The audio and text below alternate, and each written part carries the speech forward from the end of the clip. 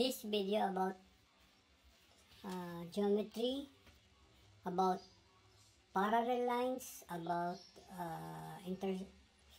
perpendicular lines, adjacent angles, vertical angles, and linear pairs.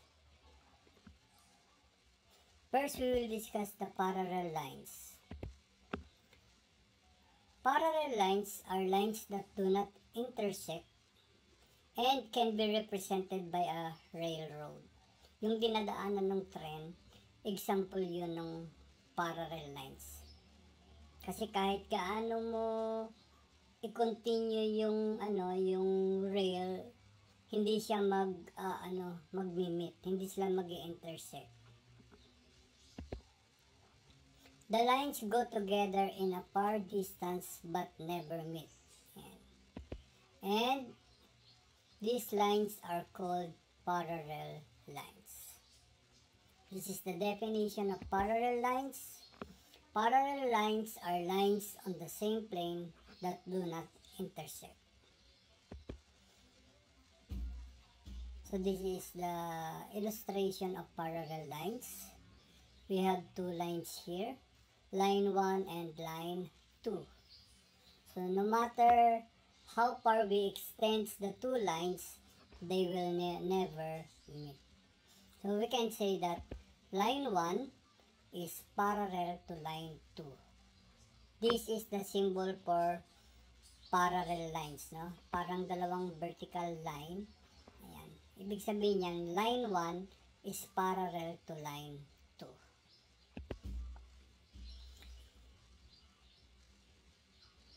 Line 3 and line 4. So, parang hindi sila mag-i-intersect, di ba? Pero pag kinontinue natin yung lines, kasi ang line infinite yan eh. It goes on in both opposite direction infinitely. So, pag kinontinue natin yung line, mag-i-intersect sila. So, line 1 is not, line 3 is not parallel to line 4. So, this is the symbol for not parallel, yung merong slash. Kasi pag merong slash, ibig sabihin niyan negative. Line 3 is not parallel to line 4. We have another figure here. Yan. Line 5 and line 6.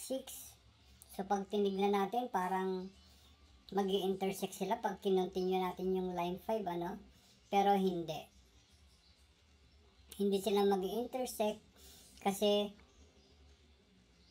wala sila sa iisang plane. Dapat, para maging parallel lines, dapat nasa same plane sila.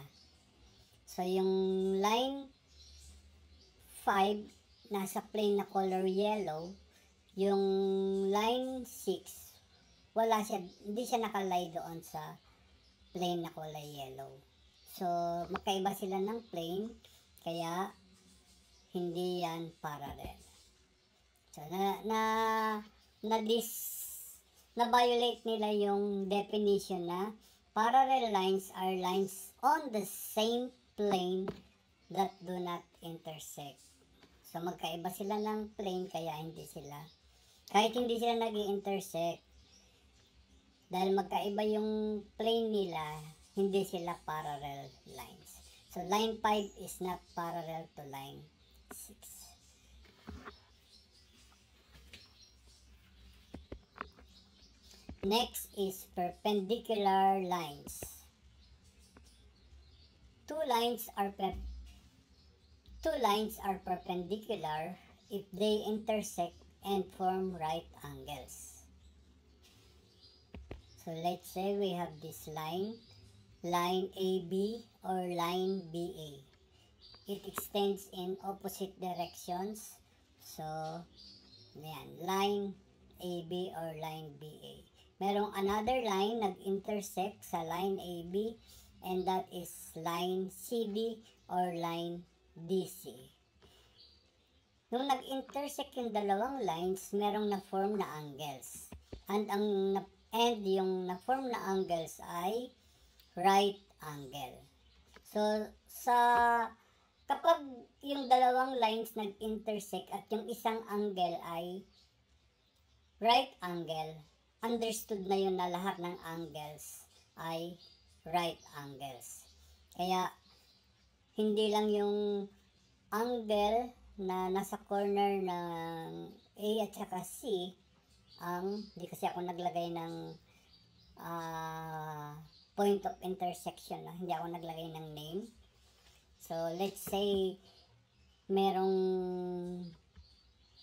point O doon sa point of intersection, yung angle AOC or angle COA, right angle, pati yung angle COB or angle BOC, right angle din. Pati yung angle AOD, angle BOD, right angles. So we can say that line AB is perpendicular. This is the symbol for perpendicularity. Ayan. Line AB is perpendicular to line CD. Or pwedeng magkabaligtad yan, no? Line CD is perpendicular to line AB. Yung line AB, pwede rin magkabaligtad yun. Pwedeng line BA. Line BA is perpendicular to line DC. And line DC is perpendicular to line BA. So, yan. Yan ang concept ng perpendicular lines.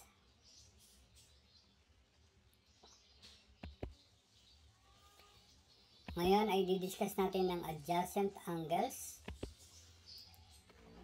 Two angles are adjacent if they have a common side, a common vertex, and no overlapping interior part. So, merong three conditions para ang dalawang angles ay maging adjacent angles. Merong 3 condition, merong 3 pagsubok. Ayan. Ito yung natin. Ito yung mga pagsubok. So, una, they have common side. Pangalawa, merong common vertex. And pangatlo, walang nag-overlap na interior part. Ito yung figure natin. So, merong 3 angles na makikita dyan, no? Angle AOB, angle BOC, at angle AOC. Pero ang titignan muna natin ay yung angle AOB and angle BOC. Ano ba yung angle AOB and angle BOC? Adjacent angles ba sila? Are angle AOB and angle BOC are adjacent angles? I-check natin, no, yung 3 pagsubok. Ayan. Unang pagsubok, meron ba silang common side? With common side. Pangalawa, with common vertex. Yung vertex, yun yung, di ba ang angles, compose siya ng dalawang rays na yung mga endpoints ay nag-connect. Yung endpoints na nag-connect, yun ang tinatawag na vertex sa angle. Meron bang common vertex yung dalawang angles? Pangatlo, with no overlapping of interior part.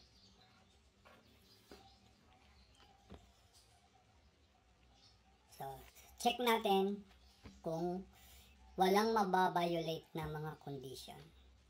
With common side. Yung angle AOB and angle BOC ay meron namang common side. Yes. And then, ano yung common side nila? Ray OB. Yung nasa gitna na ray. Kasi yung ray OB nasa angle AOB at the same time nasa angle BOC. Nasa pagitan nila. So, yan yung kanilang common side.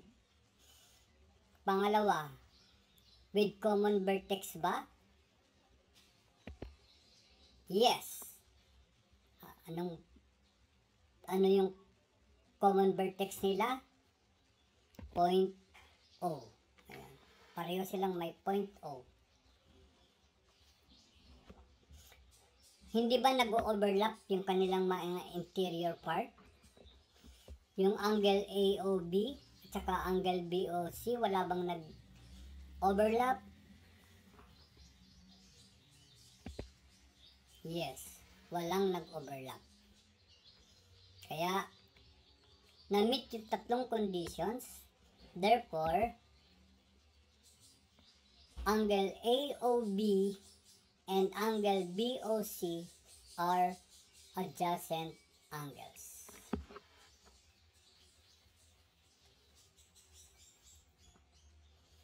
Meron din naman tayong example ng non-adjacent angles. Ito. We will use the same figure, pero ibang angles. Kanina ang kinonsider natin ay angle AOB and angle BOC. Pero ngayon, ang i-consider natin is angle AOC and angle BOC. Ayan. Are angle AOC and angle BOC adjacent angles? I-test natin kung malalagpasan niya yung pagsubok. Una, with common side.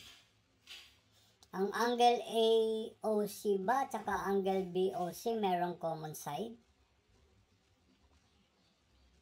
Kung meron, anong side yon? Anong ray? Yes, meron. Yun ay ray OC. Remember yung angle AOC, merong ray OC. Yung angle BOC, merong ray OC. Kaya, ang common side nila is ray OC. Meron bang common vertex? Yes, meron din. Yan ay point O ang common vertex. Hindi ba nag-overlap ang interior part?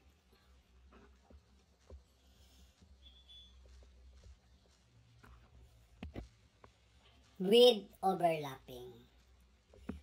Nag-overlap sila. Kasi yung interior ng angle AOC, no, yung ibang part doon sa interior ng angle AOC ay nasa interior part din ng angle BOC. Kaya na-violate yung pangatlong condition.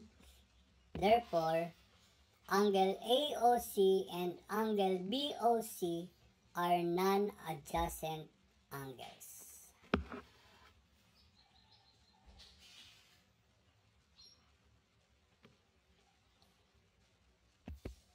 Now, let's go to vertical angles. Two angles are called vertical if they are formed by two intersecting lines such that the sides of one angle are the opposite rays of the sides of the other angles. Ayan. Ayan yung ating figure. So, merong angle dyan, angle MOP. Ayan yung angle MOP. At merong another angle, angle NOQ. Ayan yung angle NOQ. So, angle MOP and angle NOQ are vertical angles. Kasi, yung side ng angle MOP, yung isang side niya, yung ray OM, opposite niya yung ray OQ. Tapos, yung ray OP, opposite side niya yung ray ON. So, na-meet yung mga opposite sides. Since angle MOP and angle NOQ are vertical angles, angle MOP is congruent. Ito yung symbol ng congruency, no? Parang equal sign with parang bulati sa taas. Equal sign with parang bulati sa taas. Ayan. Angle MOP is congruent to angle NOQ. Anong reason? Because they are vertical angles. All vertical angles are congruent. Aside from angle MOP and angle NOQ, meron pang ibang angles dyan na congruent. Ito, angle MON and angle POQ. Angle MON and angle POQ are vertical angles. But since they are vertical angles, they are also congruent. So, angle MON is congruent to angle POQ.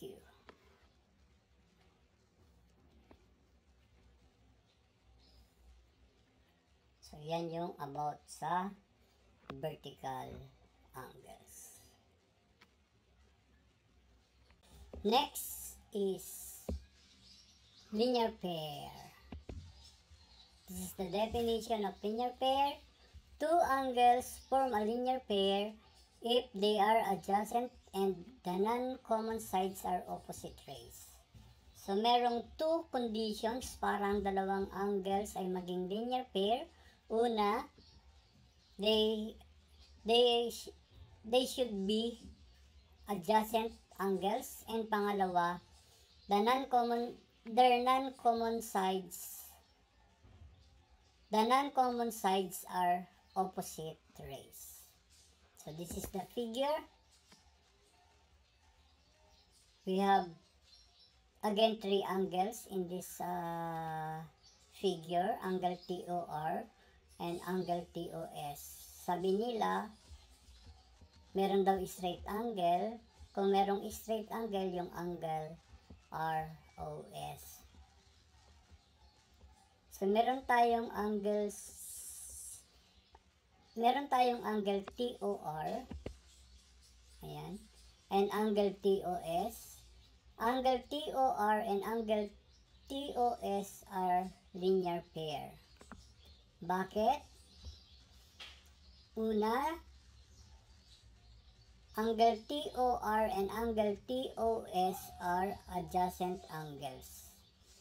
Meron silang common side, yung ray OT. Meron silang common vertex, point O. And wala silang, hindi nag-overlap yung kanilang mga interior parts, no? Kaya they are adjacent. And then, pangalawang condition, the non-common sides are opposite rays. So, ang non-common sides, yung ray OR at saka ray OS, they are opposite rays. Kaya, angle TOR and angle TOS are linear pair. Since they are linear pair, if we will add the measurement of angle TOR and the measurement of angle TOS, this is equal to 180 degrees. Kasi opposite rays yung OR at saka yung OS. So, pag inad natin yon, equal to 180. Kasi, ano yan eh, kalahati ng 360 eh. So, 180 lang. So, pag inad natin yung measurement ng angle TOR plus the measurement of angle TOS, ang sum ay 180 degrees. And since 180 degrees ang sum nila, therefore, angle TOR and angle TOS are supplementary angles. This is a fact. If two angles form a linear pair, then they are supplementary. So, kahit walang sinabing measurement ng bawat angles, kapag linear pair yung dalawang angles, understood na they are supplementary. Magagamit nyo ito pag grade 9 nyo or grade 8 pag nag-prove kayo sa mga different theorems and principles sa geometry, sa grade 8 at saka sa grade 9. Magagamit nyo itong mga definition na ito. Okay. So, yan yung ating video about sa parallel lines, perpendicular lines, adjacent angles, vertical angles, and linear pair. Thank you very much for watching this video.